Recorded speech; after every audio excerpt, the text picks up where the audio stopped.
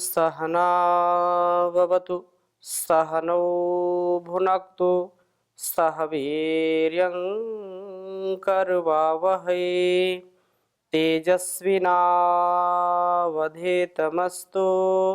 मा विद्विषावहै। ओम शांति शांति शांति। वेदो अखिलो धर्म मूलम। वेद सब सत्य विद्याओं का पुस्तक है। वेद का पढ़ना, पढ़ाना, सुनना, सुनाना तथा आचरण में लाना हम सभी श्रेष्ठ जनों का परम कर्तव्य है। ऋग्वेद के 9वें मंडल का स्वाध्याय हम कर रहे हैं। पहले सूक्त के मंत्रों का स्वाध्याय किया था। आज हम ऋग्वेद के इस 9वें मंडल के दूसरे सूक्त के कुछ मंत्रों का स्वाध्याय करेंगे। बहुत ही सुंदर वेद मंत्र जो हमारे जीवन और जगत के कल्याण के लिए हैं।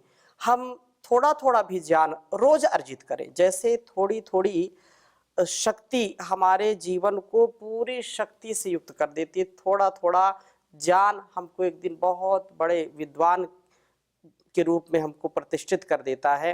तो थोड़ा सा सत्संग, स्वाध्याय हमारे जीवन को सभी दुर्गुणों से, दुर्व्यसनों से और समस्याओं से बचाने के लिए प्रकाश का कार्य करता है। यह संबल का कार्य करता है। हम संभल संभल करके जीवन को जीते हैं।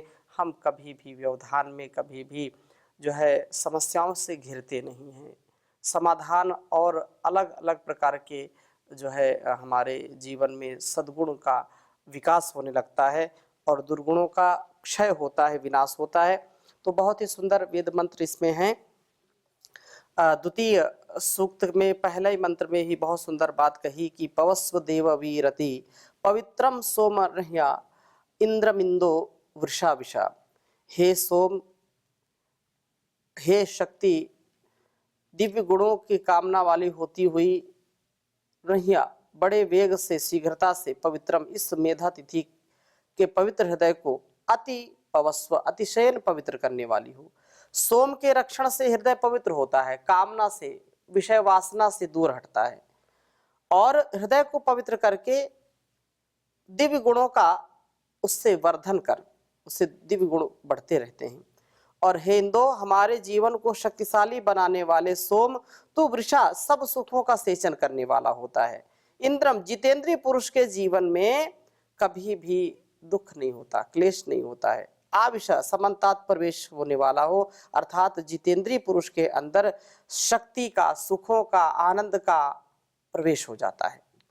और जितेंद्रीय बन करके हम वासनाओं को विनष्ट करते हैं। इन वासनाओं के विनाश से हमारा सोम का रक्षण होता है। रक्षित सोम हमें शक्तिशाली बनाता है। वहां हमारे सब सुखों का वह आधान कराने वाला होता है। सोम के रक्षण से दिव्य गुणों का वर्धन होता है, शक्ति की प्राप्ति होती है, निरोगता की प्राप्ति होती है और जीवन सुखी, सरल और समाधान में रहता है। दूसरे मंत्र में बहुत सुंदर बात कही कि रक्षित सोम आनंद व ज्ञान का वर्धन करता हुआ हमारा धारण करता है।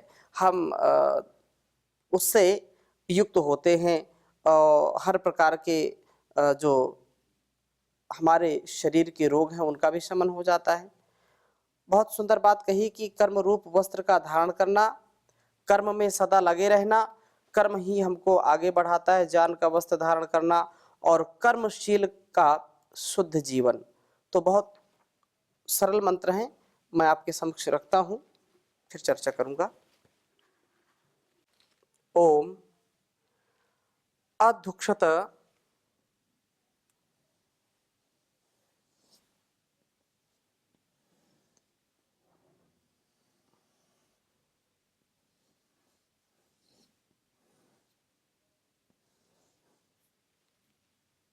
अधुक्षत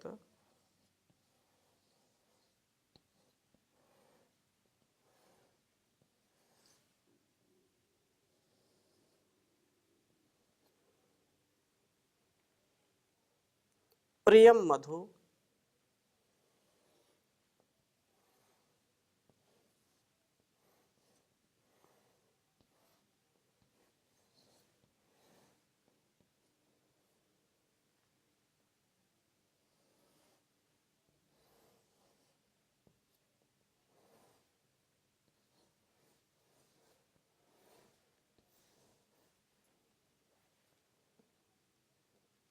अधुक्षत प्रियम मधु धारा सुतस्य वेधसः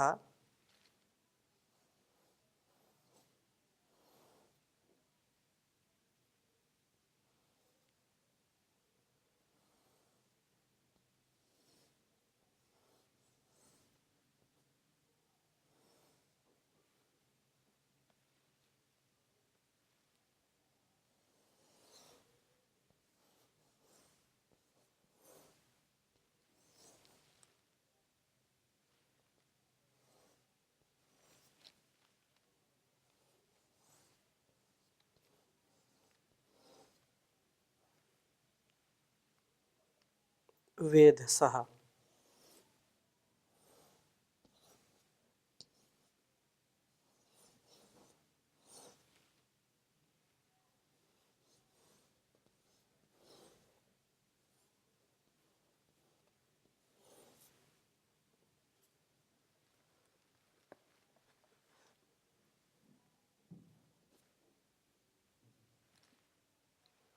अपो वसिष्ठ सुक्रतुः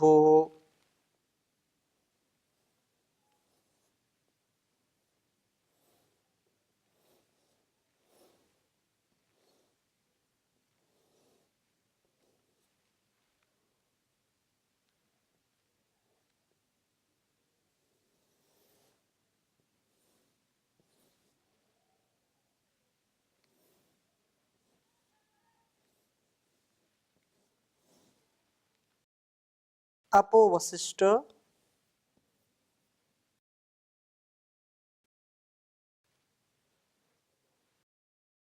सुक्रतुः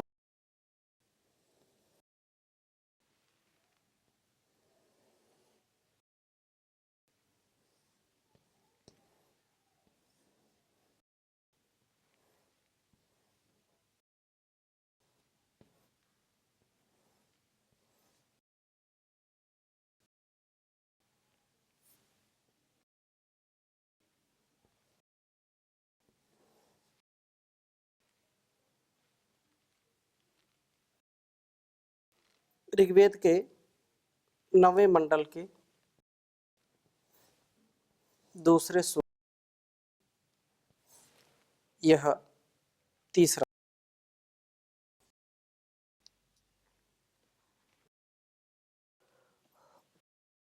ओम प्रियम मधु धारा सुतस्य वेद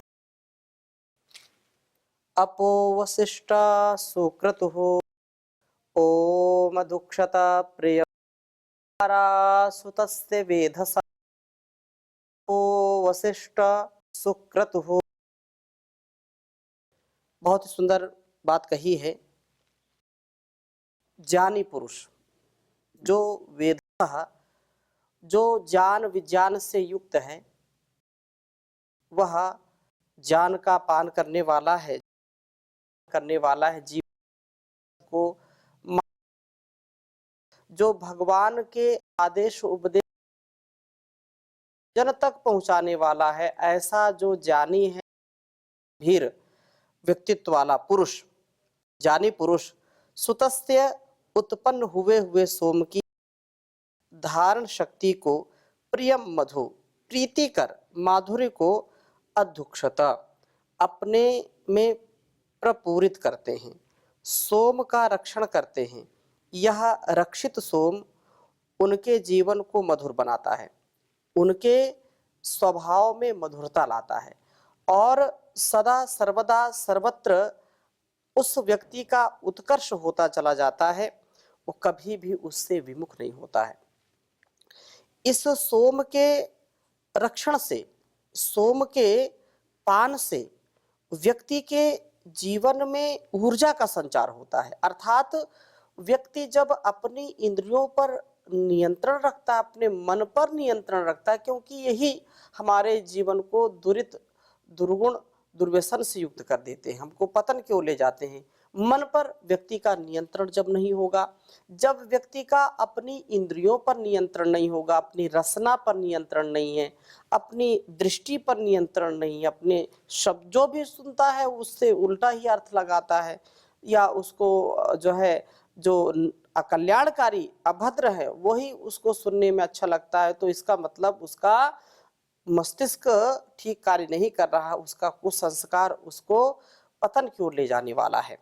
हम जब सुकृत से युक्त होकर के, ब्रह्मचर्य से युक्त होकर के, प्रीतिकर माधुर्यता से युक्त होकर के अपनी वाणी व्यवहार रखते हैं, तो निसंदेह व्यक्ति सुकृतुः, वह उत्तम प्रज्ञान वाला व्यक्ति, अपह वशिष्ठ, कर्मों को आच्छादित करता है। वह मेधावी व्यक्ति, जो व्यक्ति अपने माता पिता गुरु आचार्य शास्त्र के प्रति जिसकी श्रद्धा है, निष्ठा है, जो उस परम पिता परमेश्वर के प्रति पूरी निष्ठा रखता है, तो वह व्यक्ति सदैव अपने आप को यशस्वी बनाता चला जाता है। और उसका एक छोटा कार्य हो बड़ा कार्य हो, जो भी वो करेगा वो उत्तम से उत्तम होगा, उत्तमोत्तम कर्म करता हुआ उत्तरोत्तर दिव्यता और भव्यता को प्राप्त होता चला जाता है। लेकिन जो व्यक्ति अपने जीवन को, इस जगत को कुछ समझता ही नहीं है, मनमानी ढंग से जीता है, मन की बात पर मचल जाता है, इंद्रियों पर नियंत्रण नहीं है, खाने पीने में नियंत्रण नहीं है, उठना बैठना सोना जागना, ये सारी जिनकी जो है दिनचर्याएं अस्त व्यस्त हैं, खाने का भी समय नहीं, क्या खाना क्या नहीं खाना यही नहीं पता है, क्या विचार करना क्या नहीं करना यही नहीं पता है, कैसे व्यवहार करना बड़ों से, कैसे व्यवहार करना छोटों से, कैसे व्यवहार करना जो अपने हमउम्र हैं उनसे कैसे प्रीति करनी है, कैसे उनसे बर्ताव करना है। जो व्यक्ति ऐसा नहीं जानता है या ऐसा चिंतन नहीं करता है, वह निसंदेह निस्तेज हो जाता है, वह अपने जीवन को निरर्थक बनाता चला जाता है। लेकिन जो व्यक्ति एक एक पल पूर्ण जागरूक रहता है, जो कभी भी अपने ज्ञानी माता पिता के प्रति या उनकी आज्ञा के प्रति कभी प्रतिकूल आचरण नहीं करता है, जो अपने श्रेष्ठ समर्थ गुरुओं की सन्निधि में अथवा उनके आदेश उपदेश संदेश के विपरीत आचरण नहीं करता, प्रतिकूल आचरण नहीं करता है, वह बोलते यशोगान उसका होता है, वह हर प्रकार से यश को प्राप्त हो जाता है। तो अपह वशिष्ठा, उसके कर्म जो भी कर्म है, जिस कर्म, क्योंकि नहीं कश्चित् क्षणमपि जातो तिष्ठत्य कर्मकृत, कोई भी व्यक्ति अपने कर्मों के बिना रह नहीं सकता, मन से वाणी से शरीर से कर्म तो होता ही है, लेकिन ऐसा जो व्यक्तित्व होगा, जो दिव्य भव्य व्यक्तित्व वाला होगा, उसका कर्म सदा उसको उत्तम बनाएगा, उसको आच्छादित करता हुआ। कर्म रूपी वस्त्र को धारण जो करता है, वो निरंतर जो कर्म में लगा रहता है, उसे वासनाएं कभी सताती नहीं है, और इस प्रकार उसके लिए सोम के रक्षण का जो है हर जो वह सोम का रक्षण कर सकता है। तो कर्म रूपी वस्त्र को धारण करना, कर्म रूपी वस्त्र जब हम धारण करेंगे तो संसार की पीड़ाएं हमको कभी भी सताएंगी नहीं। यदि हम कर्म को नहीं धारण करते हैं, कर्म रूपी वस्त्र हमको मर्यादा में रखता है, कर्म रूपी वस्त्र हमको कभी भी इस संसार के व्यवहारों से पतित नहीं होने देता है। नहीं तो जो व्यक्ति इस कर्म को धारण नहीं करता और मनमानी आचरण कर, बिना कर्म तो कोई रह नहीं सकता, पशु पक्षी भी कम से कम पेट पालने का तो कर्म करते ही हैं। तो अपने निरंतर कर्मों में जो लगे रहते हैं, वे निरंतर कर्मों में लग करके सोम का रक्षण करते हैं, इंद्रिय जित हो जाते हैं, मन का संयमन करते हैं, और वे ब्रह्मचर्य से युक्त हो जाते हैं, ब्रह्मचर्य का पालन करते हैं। और जो ब्रह्मचर्य का पालन करते हैं, उनके जीवन में सदा माधुर्य का संचार होता है, मधुरता से युक्त हो जाता है उनका जीवन। लेकिन जो ब्रह्मचर्य का पालन नहीं करते, उनके स्वभाव में चिड़चिड़ापन आ जाता है, उनके स्वभाव में निराशा आ जाती है, उनके स्वभाव में नकारात्मकता का आधार हो जाता है। जो ब्रह्मचर्य का पालन करते हैं, जो सोम का रक्षण करते हैं, वो तेजस्विता से युक्त हो जाते हैं। उनका बल, मनोबल, बुद्धि बल, शरीर बल, धन बल, जन बल, हर बल से वो प्रबल हो जाते हैं। योग के माध्यम से, अध्यात्म के माध्यम से, गुरुओं की सन्निधि के माध्यम से, शास्त्रों, वेद आदि शास्त्रों के स्वाध्याय से हमारे अंदर ये समझ पैदा हो जाए कि हमको कैसे जीवन जीना है। हमारी प्रत्येक गतिविधि तेजस्विता से युक्त हो, इसलिए इसका हमको आधान होना चाहिए। चौथे मंत्र में कहा, इसमें तो तीसरे मंत्र में कहा कि कर्म रूपी वस्त्र धारण करो, और चौथे मंत्र में कहा ज्ञान रूपी वस्त्र धारण करो। बिना ज्ञान के व्यक्ति महान नहीं बन सकता। ज्ञान से ज्ञान विहीनः सर्वमतेन भजति न मुक्तिम जन्म सतेन। वो ज्ञान नहीं है तो सैकड़ों जन्म ले ले, कितनी भी जो है जन्म लेता रहे, वो मरता रहेगा, जीता रहेगा, जन्म लेता रहेगा, भटकता रहेगा, लेकिन उसको मुक्ति कभी नहीं मिलेगी। नहीं जानेन सदृशम पवित्रम इह विद्यते ऋते न जानान मुक्ति। बिना जान के कभी मुक्ति नहीं हो सकती, उपनिषद और दर्शनों का उद्घोष है।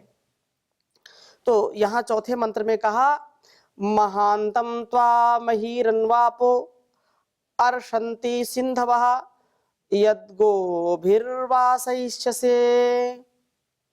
कहा कि हे जीव, जब गोभी ज्ञान की वाणियों से वासयिष्य से तू अपने आप को आच्छादित करेगा तो महानतम, महान बने हुए त्वा तुझको ही मही, ये अत्यंत महत्वपूर्ण सिंधवा आपहा, बहने वाले रेतकण अनु अर्षंति, अनुकूलता से प्राप्त होते हैं। आपह रेतो भूतवा, जल शरीर में रेत कणों के रूप में रहते हैं। ये जो हमारा शरीर क्षित जल पावक गगन समीरा पंच तत्व से बना शरीरा, ये 5 तत्व हैं, लेकिन जो जन्म है वो जल से है, अर्थात रेत कणों से है। तो हमारा यह जीवन सब प्रकार की उन्नतियों का मूल बने, इसके लिए ब्रह्मचर्य का पालन करना, अपने आपको ऊर्ध्व रेता ऊर्ध्व चेता बनाना, ऐसे स्वाध्याय में लगे रहना, कर्म में लगे रहना, ज्ञान की उपासना में लगे रहना।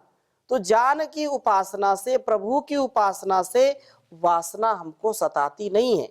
और यदि हम ज्ञान की उपासना नहीं करेंगे, तप नहीं करेंगे ज्ञान अर्जित करते समय, तो प्रथमे न अर्जिता विद्या, द्वितीय न अर्जितम धनम, तृतीय न अर्जितम पुण्यम, चतुर्थे किम करिष्यति।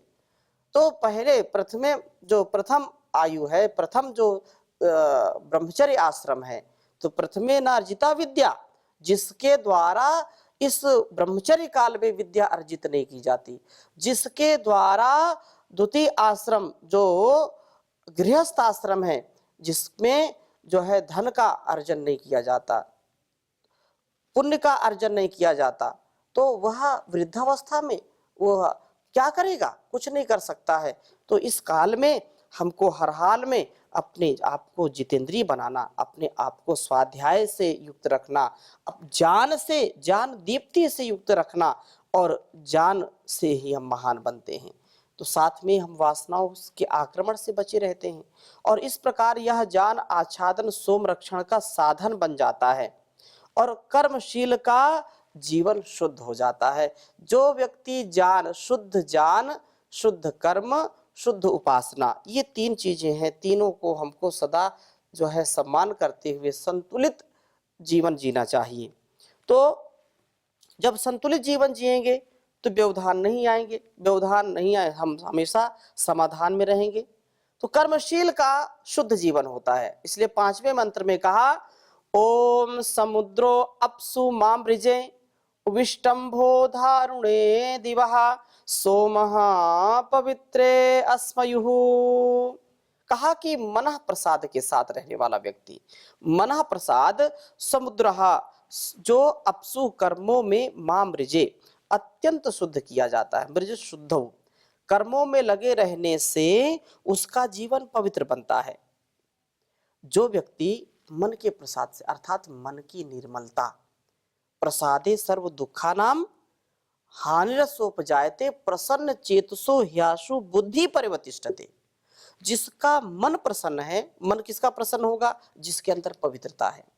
जिसके अंदर पवित्रता नहीं है वो दुखी रहेगा, या निराश रहेगा, या गुमसुम रहेगा, या चिड़चिड़ापन में रहेगा। और जिसका मन पवित्र है तो बालक के जैसे वह संतान, जो छोटे छोटे जो है बाल्यकाल में बच्चे पूर्ण रूप से आनंद में रहते हैं, कोई उनको वो नहीं, मस्ती में रहते हैं। तो अपने जीवन को जो व्यक्ति पूर्ण समाधान में रखना चाहते हैं, तो मन की पवित्रता में उनको व्यवस्थित होना चाहिए। और मन की पवित्रता अत्यंत गुणकारी है, व्यक्ति को हर प्रकार से सशक्त बनाता है। अपसु कर्मों में मामृजे अत्यंत शुद्ध किया जाता है। कर्मों में लगे रहने से उसका जीवन पवित्र बनता है, और पवित्र हृदय के होने पर सोम का अर्थात वीर्य का अस्मयु हमारे साथ संपर्क होने वाला होता है। जिसका मन पवित्र नहीं, वासना है मन में, कुवासनाएं हैं, इंद्रिय जित नहीं है जो, तो वह अलग अलग प्रकार से अपनी शक्ति को खोता रहता है, अपने शक्ति का क्षय करता रहता है। या तो क्रोध करेगा, लोभ में रहेगा, मोह में रहेगा, आहार की भी शुद्धता नहीं, विचार की भी शुद्धता नहीं, तो यह शक्ति का संचय नहीं होता, शक्ति का क्षय होने लगता है। शक्ति का जब क्षय होगा तो व्यक्ति की भक्ति भी ठीक नहीं चलेगी, और भक्ति जब ठीक नहीं होगी तो उसको मुक्ति भी कभी नहीं मिल सकती है।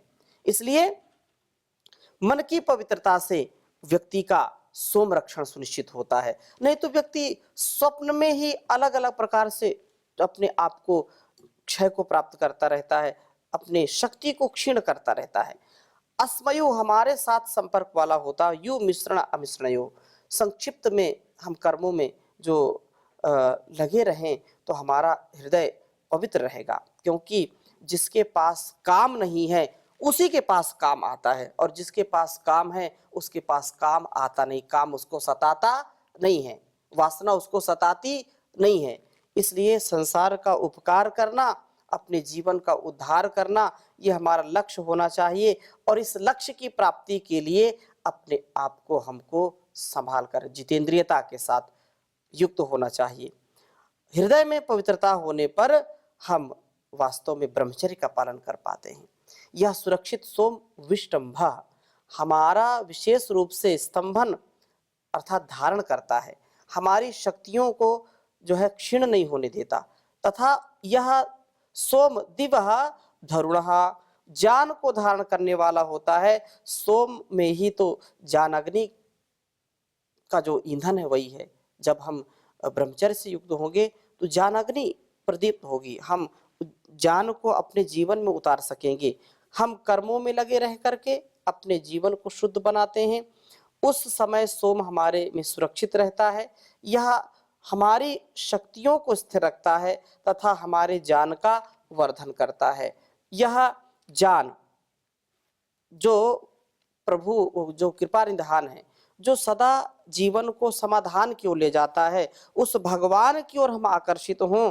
इस संसार की जो वासनाएं हैं ये हमको शमशान की ओर ले जाती हैं, और जो उपासना है वो भगवान की ओर ले जाती है। हम अपने जीवन का और इस जगत का अतिशय कल्याण करने वाले बने। जब जान की गंगा में नहाया तो मन में मैल जरा न रहा, परमात्मा को जब आत्मा ने देख लिया जान की आँखों से, प्रकाश हुआ मन में उसके, कोई उससे भेद छिपा न रहा। पुरुषार्थ इस दुनिया में सब कामना पूरी करता है, मन चाहा फल उसने पाया, जो आलसी बन के पड़ा न रहा। दुखदाई है सब शत्रु हैं, ये विषय हैं जितने दुनिया के, वही पार हुआ भव सागर से, वही पार हुआ भव सागर से, जो जाल में इसके फंसा न रहा। यही यहाँ वेद विरुद्ध जब मत फैले, पाषाण की पूजा जारी हुई, जब वेद की विद्या लुप्त हुई, तो जान का पाँव जमा न रहा। यहाँ बड़े बड़े महाराज हुए, बलवान हुए, धनवान हुए, जब मौत के पंजे से केवल संसार में कोई बचा न रहा। हुआ ध्यान में ईश्वर के जो मगन, उसे कोई क्लेश लगा न रहा। जब जान की गंगा में नहाया, जब जान की गंगा में नहाया, तो मन में मैल जरा न रहा, तो मन में मैल जरा न रहा। तो ज्ञान की गंगा में स्नान करके व्यक्ति महान बन जाता है और कोई साधन नहीं, यही एक साधन है। कल्याणी वेदवाणी का हम स्वाध्याय करें, इस वेद के सरिता में, वेद गंगा में अवगाहन करें, अपने आप को निर्मल बनाएं। इन्हीं शुभकामनाओं के साथ, मंगल कामनाओं के साथ आज की कक्षा को यहीं पर विराम देंगे। शेष चर्चा अगली कक्षा में करेंगे। ओम शांति शांति शांति।